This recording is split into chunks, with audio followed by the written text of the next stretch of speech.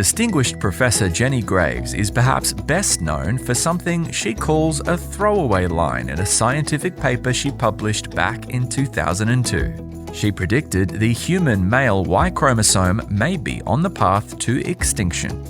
And so all I did was to say, okay, we've lost 1,000 genes in 150 million years. You can calculate, we have to lose genes at about 6 or 7 per million years. There's only 45 left. And therefore, the whole Y is going to disappear in 4 or 5 million years.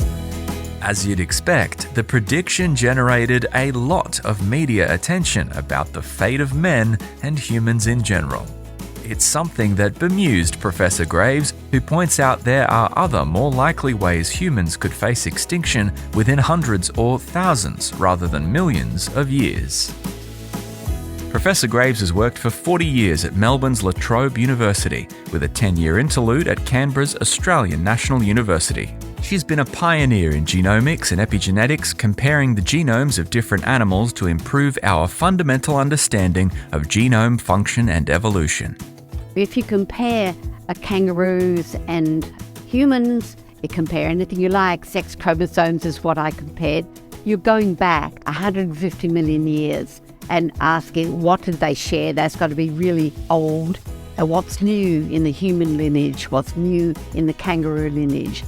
It was this research that led to new theories around the origin and evolution of human sex chromosomes and sex-determining genes.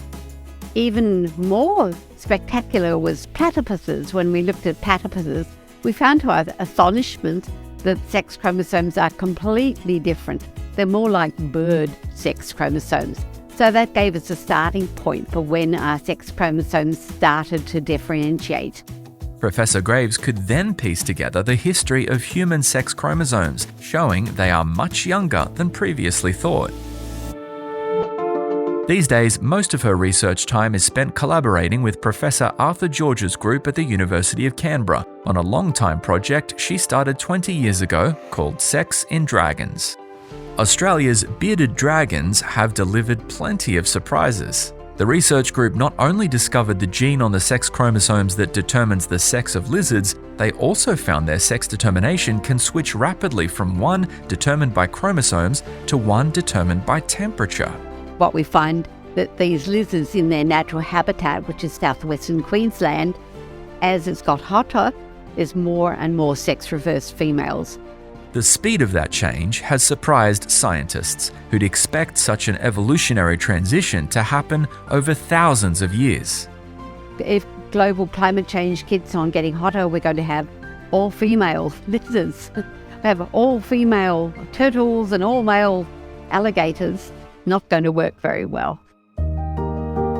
Professor Graves has received many honours for her work, including the Prime Minister's Prize for Science, the Academy's Macfarlane Burnett Medal for Research in Biology, and the L'Oreal UNESCO for Women in Science International Award.